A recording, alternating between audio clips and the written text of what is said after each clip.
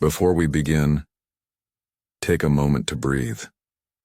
If these reflections speak to something silent inside you, subscribe so you don't lose the path back here. Every like, every comment helps this message find those who are still searching in the dark. Now, let's begin. A pioneering psychologist discovered something that would terrify every narcissist. A fed-up empath is more dangerous than they ever imagined, not because they become cruel, but because they become unbreakable. In his decades of clinical observation, this psychologist documented a psychological phenomenon so profound, it challenged everything we thought we knew about power dynamics. He watched empaths, those gentle, giving souls who absorb everyone's pain, reach a breaking point that transforms them into something far more formidable than their abusers. He called this the alchemical moment, when years of absorbed poison suddenly transmutes into pure psychological gold. The empath stops being the passive vessel for others' darkness and becomes an active force of light that no manipulation can dim.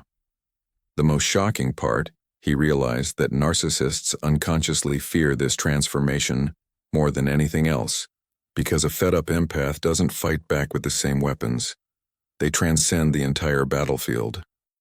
Join me as we descend into this psychologist's most profound insights about what happens when the gentlest souls finally say enough, and why that moment changes everything.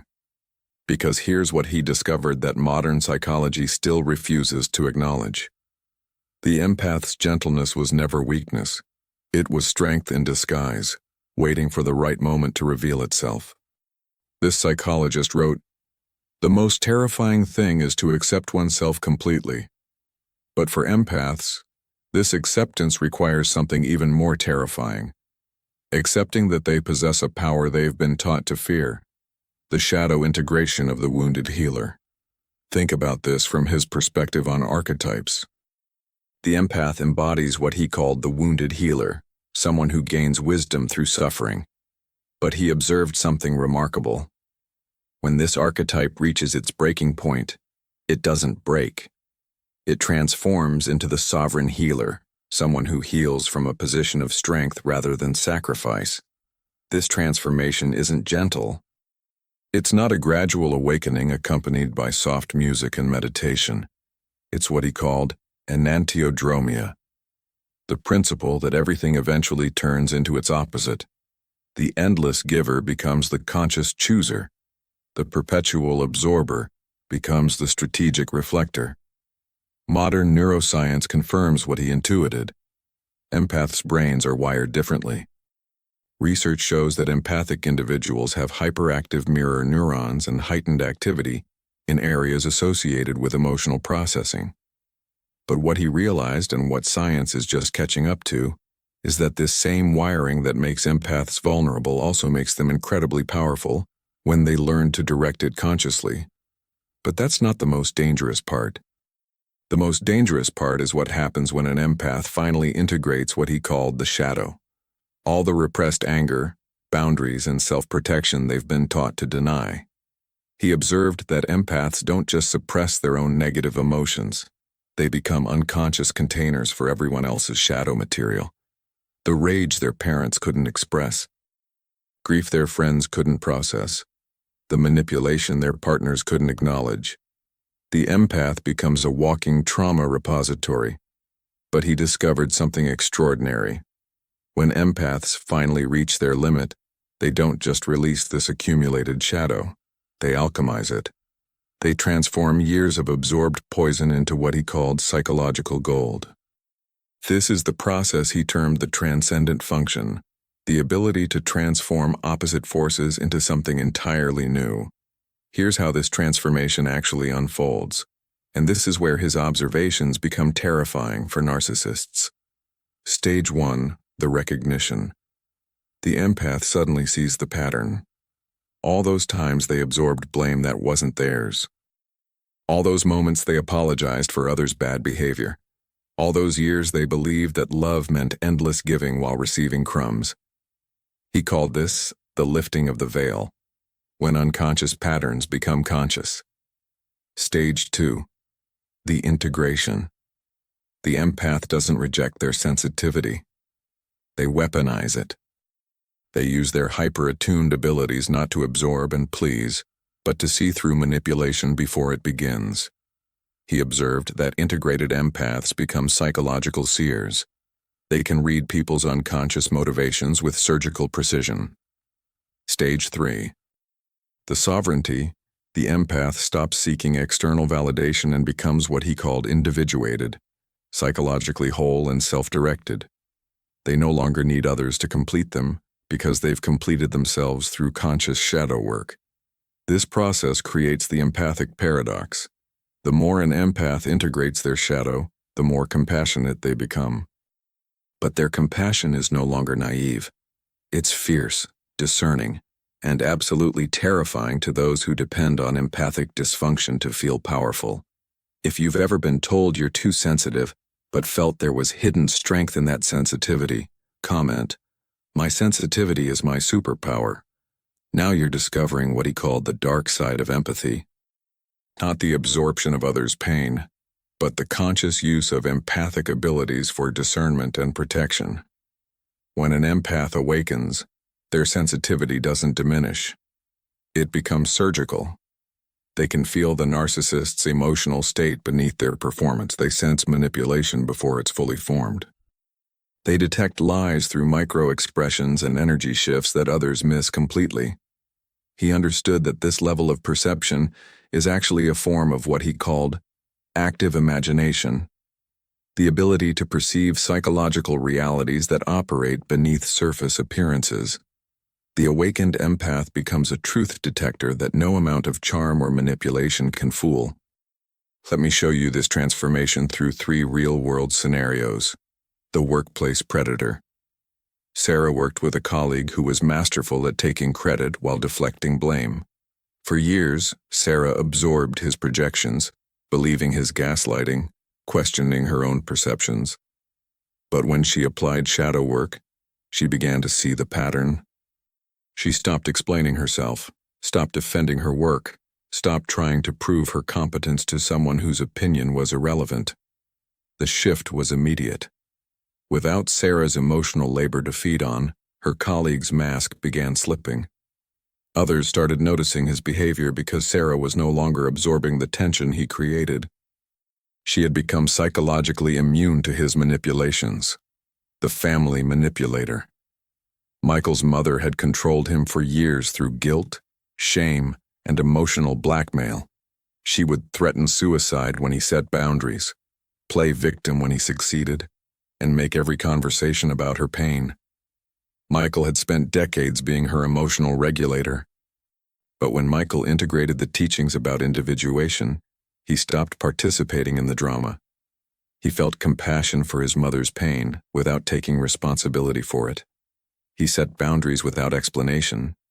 He refused to be drawn into arguments about his worth or choices. His mother's manipulations became desperate, then eventually stopped. Without Michael's participation, she was forced to find healthier ways to meet her emotional needs or to find new victims. Michael had become manipulation-proof, the romantic vampire. Lisa had been in a relationship where she constantly walked on eggshells, managing her partner's moods, accepting responsibility for their happiness. She believed that love meant endless sacrifice, and that her partner's criticism was helping her become a better person. When Lisa discovered the work on psychological projection, she realized her partner was using her as a dumping ground for their own self-hatred. Every criticism they leveled at her was actually something they couldn't accept about themselves. Lisa stopped defending, stopped explaining, stopped trying to earn love from someone incapable of giving it. The relationship ended quickly. Without Lisa's unconscious participation in the dynamic, there was nothing left. Her partner couldn't maintain the illusion of superiority without someone to feel superior to. In each case, the empath didn't become cruel or vengeful. They simply became conscious. And consciousness, as this psychologist knew, is the greatest threat to unconscious manipulation. But here's where his understanding becomes truly revolutionary. The fed-up empath doesn't just escape the narcissistic dynamic. They transform it into wisdom that makes them immune to future manipulation.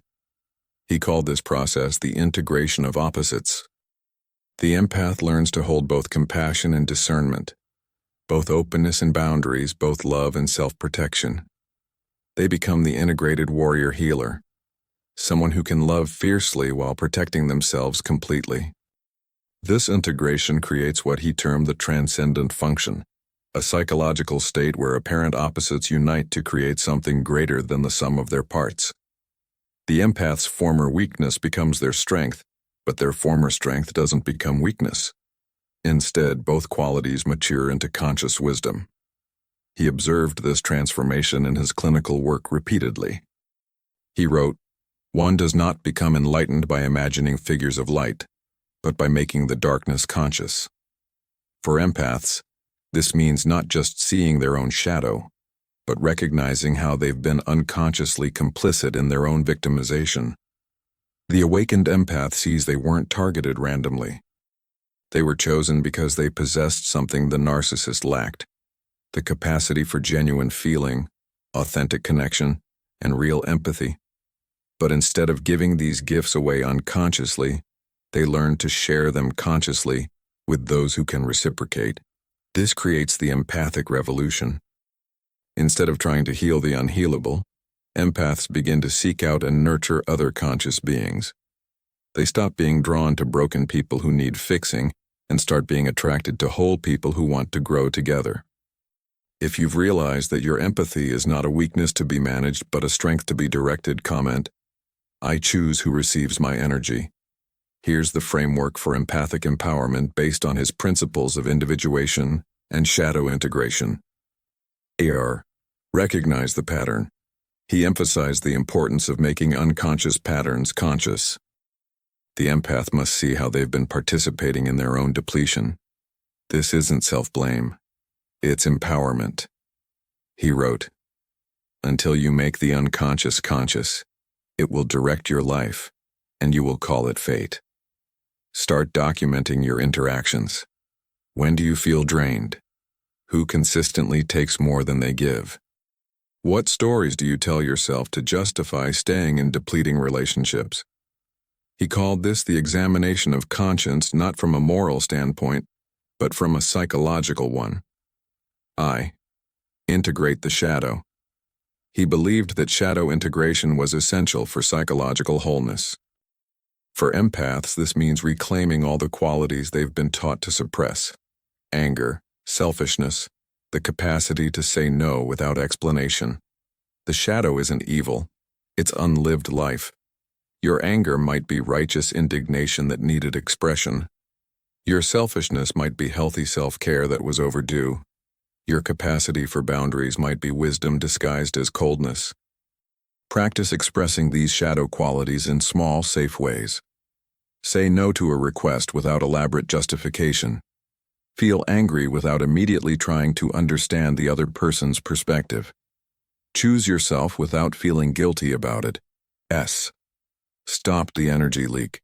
He understood that psychological energy is finite and precious. Empaths must learn what he called psychological economy, the conscious management of their emotional and mental resources. This means identifying energy drains and plugging them systematically. Stop explaining yourself to people who don't want to understand. Stop trying to convince those who are committed to misunderstanding you. Stop giving your attention to people who use it as a weapon against you. Create energy audits. Regularly assess who and what in your life adds to your vitality versus what depletes it. He believed that protecting your psychological energy is not selfish, it's necessary for psychological health. Embody authentic power. His ultimate goal was individuation. Becoming who you truly are rather than who others need you to be. For empaths, this means embodying their full spectrum of human experience, not just the parts that others find comfortable.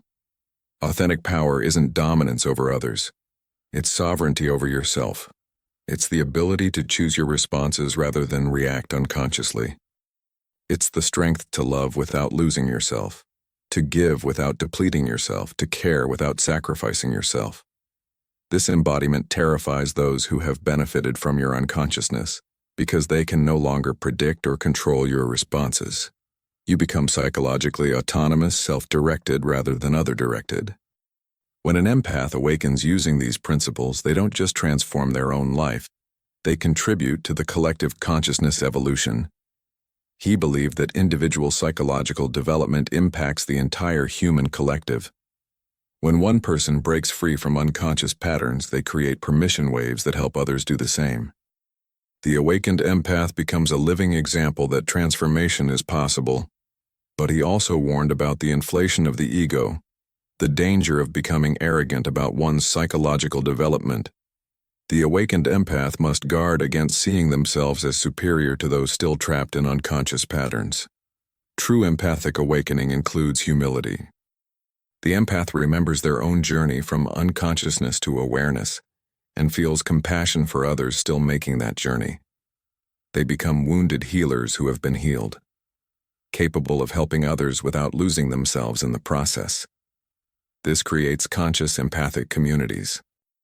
Groups of people who have done their own inner work and can love each other without drama, manipulation, or energy vampirism. These communities become models for healthy human relationship based on mutual respect rather than unconscious need. He envisioned a future where enough individuals achieved psychological wholeness to impact the collective human psyche. The awakened empath is part of this vision. They're not just healing themselves. They're contributing to the healing of human relationship patterns that have been dysfunctional for generations. But here's what he understood that makes fed-up empaths truly dangerous. They expose the entire system of unconscious manipulation that our society is built on. When empaths stop absorbing others' projections, stop managing others' emotions, stop sacrificing themselves for unworthy causes, they reveal how much of human interaction is based on unconscious psychological vampirism. They show that much of what we call normal relationships are actually dysfunctional patterns disguised as love, care, or responsibility. He wrote, "The world hangs on a thin thread, and that thread is the psyche of man. The awakened empath represents what happens when that psyche becomes conscious of its own power and refuses to participate in unconscious destruction. This is why awakened empaths often face resistance not just from narcissists, but from entire family systems, workplace cultures, and social groups that depend on their unconscious participation. The empath's awakening threatens the status quo of unconscious relationship dynamics. But he believed this resistance is necessary for collective growth. He called it the tension of opposites. The conflict between conscious and unconscious forces that ultimately leads to psychological evolution. The awakened empath represents the conscious force that challenges unconscious patterns. This makes them dangerous to anyone whose power depends on others remaining unconscious. They become unconsciousness disruptors. People whose mere presence challenges others to examine their own psychological patterns. The narcissist fears the awakened empath because they can no longer use them. But the entire system of unconscious manipulation fears awakened empaths because they model a different way of being that makes unconscious patterns visible and unacceptable. If you've noticed that your growth has made some people uncomfortable, but you refuse to shrink back to make them comfortable, comment, "I will not dim my light for others' darkness." But here's his most profound insight about fed-up empaths. Their ultimate danger lies not in what they do, but in what they refuse to do anymore. They refuse to absorb what isn't theirs. They refuse to manage others' emotions. They refuse to sacrifice their well-being for others' comfort. They refuse to explain themselves to those who don't want to understand. They refuse to participate in drama that doesn't serve growth. This refusal is more powerful than any attack because it's based on the principle of psychological nonviolence. The awakened empath doesn't need to fight the narcissist. They simply withdraw their participation from the dynamic. Without the empath's unconscious cooperation, the entire manipulative system collapses. He observed that this withdrawal often triggers what he called the shadow projection crisis in the narcissist. Without the empath to carry their disowned feelings, the narcissist is forced to face their own emotional reality. This is unbearable for someone who has spent their life avoiding their inner world. The narcissist may escalate their manipulation attempts, become more aggressive, or frantically seek new sources of empathic supply. But the awakened empath remains unmoved.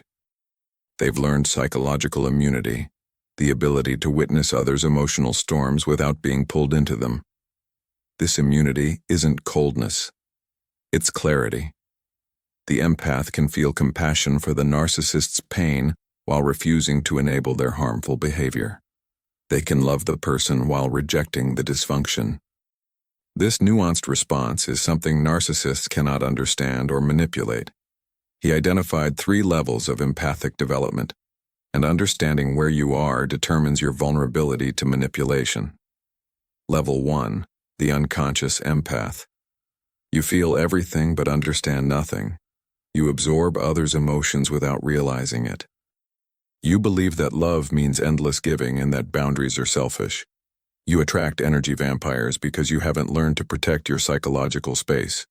At this level, your empathy controls you rather than you controlling it. You're like a sponge that soaks up whatever it encounters. The goal is developing psychological boundaries, the ability to feel with others without losing yourself in them. Level 2, the awakening empath. You recognize your empathic abilities and begin to understand how they've been used against you. You start learning about concepts of projection, shadow work, and psychological boundaries. You begin to see patterns in your relationships and take responsibility for your part in them. At this level, you're beginning to develop conscious empathy, the ability to choose when and how to engage your empathic abilities. You're learning to distinguish between your emotions and others' emotions. Level 3, the sovereign empath. You've integrated the teachings about shadow work and individuation. You can feel deeply without being overwhelmed. You can love fully without losing yourself. You've developed psychological sovereignty, the ability to remain centered in your own truth while remaining open to others. At this level, your empathy becomes a tool for wisdom rather than a weapon used against you. You can sense others' emotional states without taking responsibility for them. You can offer support without sacrificing yourself. The journey from level 1 to level 3 requires the courage to become conscious. You must be willing to see how you've participated in your own victimization. Not to blame yourself, but to reclaim your power to choose differently. But he issued a warning about empathic awakening that every fed-up empath must understand. With great psychological power comes great responsibility. The awakened empath possesses abilities that can be used for healing or harm. Their ability to see through others' masks, to detect deception, to understand hidden motivations. These gifts must be used consciously and ethically. He emphasized that the goal of individuation isn't to become invulnerable, but to become authentic.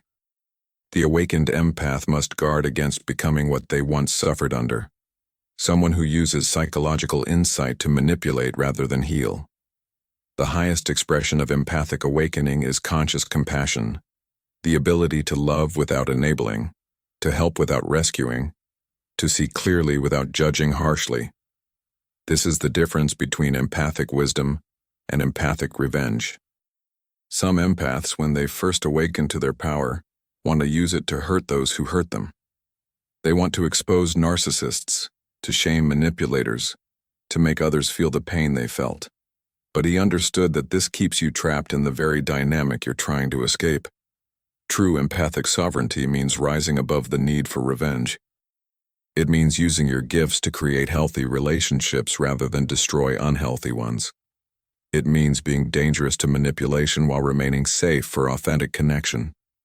The fed-up empath's ultimate power is not in what they can do to others, but in what they can create for themselves.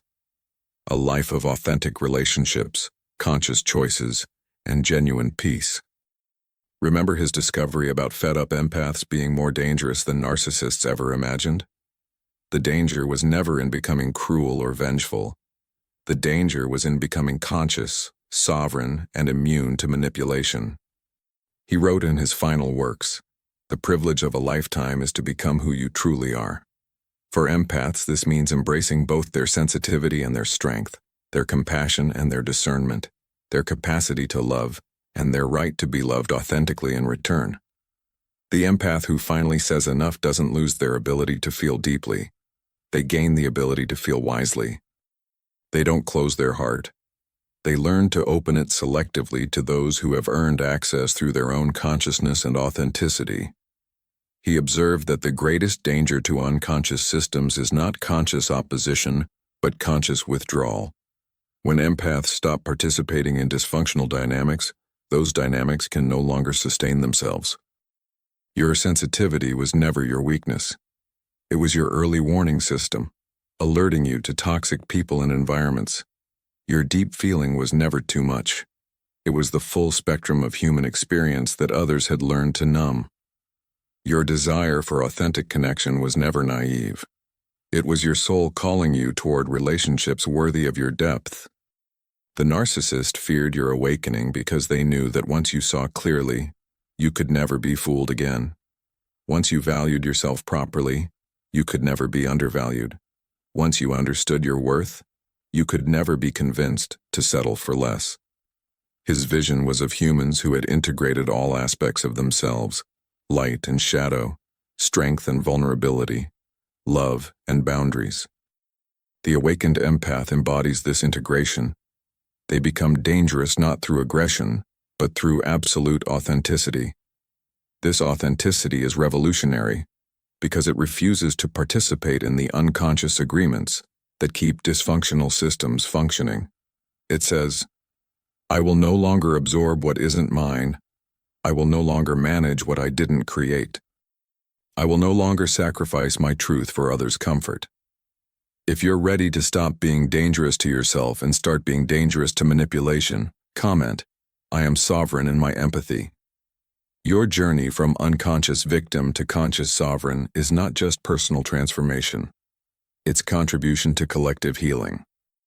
Every empath who awakens makes it easier for the next one to do the same. Share this with someone who needs to remember their empathic power.